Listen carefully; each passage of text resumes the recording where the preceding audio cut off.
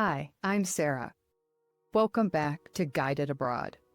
This week, I'm sharing the first real test of my journey after answering the call to Morocco. A big twist in the vision, unexpected shifts, and the challenge of flowing with what's unfolding rather than resisting.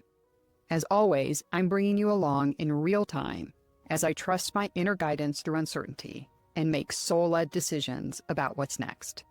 If you've ever faced a turning point where the future you imagined suddenly changes course, this episode is for you. Let's dive in. One thing I've come to trust over the years is that when you follow the inner guidance and you show up with aligned action, what you're going to get is more guidance, new guidance. This is a process of building relationship with your intuition, with universal consciousness, and with your highest self. As we've talked about in the prior updates, I did a bunch of pre-work. I went into the desert. And as soon as I got to that 80% mark of that feeling that the mission I was on had been or was being accomplished, things started to change. The signs were showing up that a twist was about to emerge. And that twist was a different location. What happened first is that the future state vision that I've talked about before, remember it was a desert environment with a roundhouse and this whole scenario, that changed. Instead of seeing that, there was one day where that vision looked like that, and then it was a flip.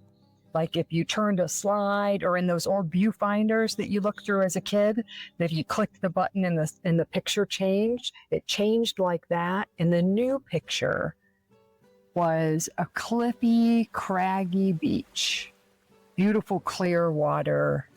And that was the new vision from there on. Every time I leaned into the future, this future state of feeling so expansive, so full of love, it stopped being the desert, and now it was this cliffy, craggy beach. My dream imagery started to shift as well. The dream imagery started to be European architecture, kind of like what you see behind me. This isn't the oldest stuff, but this is a little bit in that direction. I also had a big energy shift around that time. I would lean into this trip that I had scheduled. So I had scheduled the flight into Morocco, 2 weeks or 3 weeks there, and a return home straight from Morocco. And when I leaned into that, for the past year or so, as I was coming to agreement to do this, it felt very important. It felt intense. It felt kind of heavy in that way. But once these other things started to shift, that energy changed completely. And now the energy was playful, curious. It was a go take a vacation kind of energy. Because the hard work had already been done virtually, remotely from my home location. That's that benefit of doing the work in the invisible world and then showing up to finish the work in the visible. Now I have transitioned to the next location, but I want to talk to you a little bit about how I figured out what the next location even should be. There was a process of intuiting the next location. I received explicit instruction that now this trip could be vacation-like and playful, and I should quickly move on. After I had done the work in the desert, I no longer needed to go to the other cities in Morocco. This was the core work to do. And from that point, I could move on to a more permanent or a longer-term location. So I revisited that astrocartography. I had direct conversations with my guides. I revisited my DNA. And I did some blind readings of myself. So this is something we can go in more detail at another moment, but there's a process that you can use to do blind readings so that you aren't unconsciously guiding yourself to answers that you may want or have a fixed opinion on already. So all of those signs pointed me towards southern Italy. And I had looked at Egypt, South Africa, Spain, Portugal, all these really popular places to spend time for US expats. And every time I saw a list of towns, this one town jumped out at me. Like it was brighter. The words were brighter than any other name on the page. And it's this town called Lecce. I don't think I quite have the accent right. Lecce, and it's in the heel of the boot of Italy. It became very clear to me that this was the spot that was calling me. But there was a stop I needed to do first, and my guides directed me that I needed to spend a little time in the mountains. So that's where I went next. From Morocco, up to Paris, over to Italy, and then into southern Italy, and into a bus, and up into the mountains to Matera. Now, Matera may be a town you've never heard of. It is a small town. It is built into the side of a mountain. Its claim to fame is this very interesting kind of rising from the ashes phoenix story, where in the 1950s, the leader of Italy became for the first time aware of the horrid living conditions in Matera. People were living in caves with no water, no electricity, in the same way that people had lived there prehistorically. And they had huge families. They were sleeping with their animals, pigs and donkeys and chickens, all in these caves. And he declared that Matera is the shame of Italy.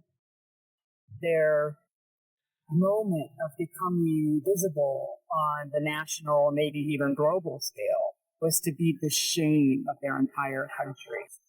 And we all know that shame is such a difficult emotion to carry. And I'll be honest, the people I met there, they're not over it. So after that, there was this process of extracting everybody out of those environments. There were 20,000 people living in the caves, 20,000 people still.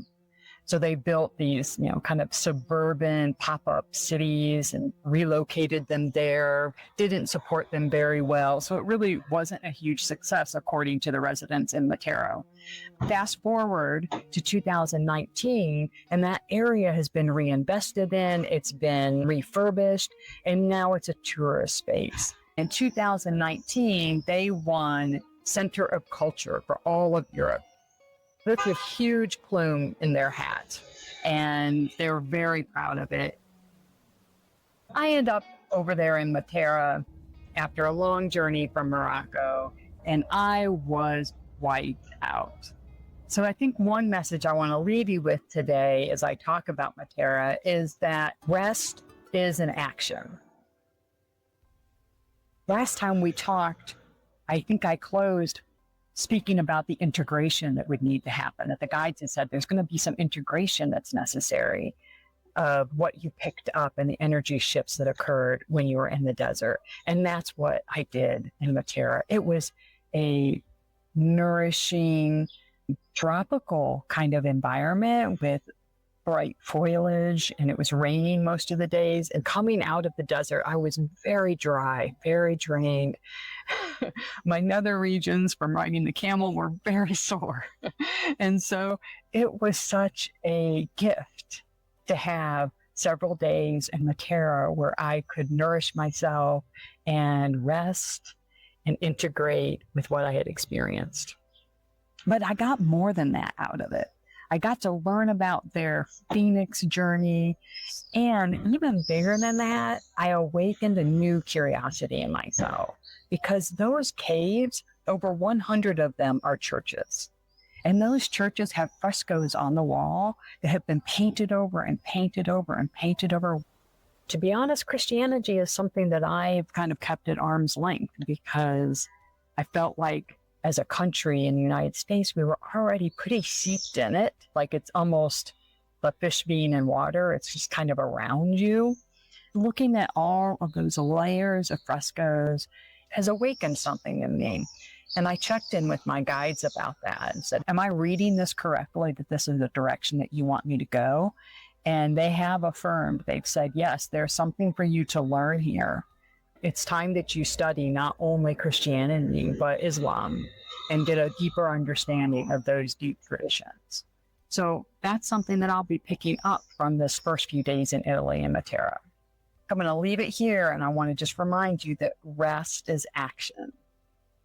Integration takes time, and piling more on top of yourself when you're in that integration period doesn't benefit you. So as you're going through your week, take a moment and think about, where is your energy getting low or strained? How can you take a small action to allow that to replenish and to nourish yourself? I'll be back in a few days with the next update. See you soon. You've been listening to Guided Abroad with me, Sarah Cook, where spirit and intuition lead the way.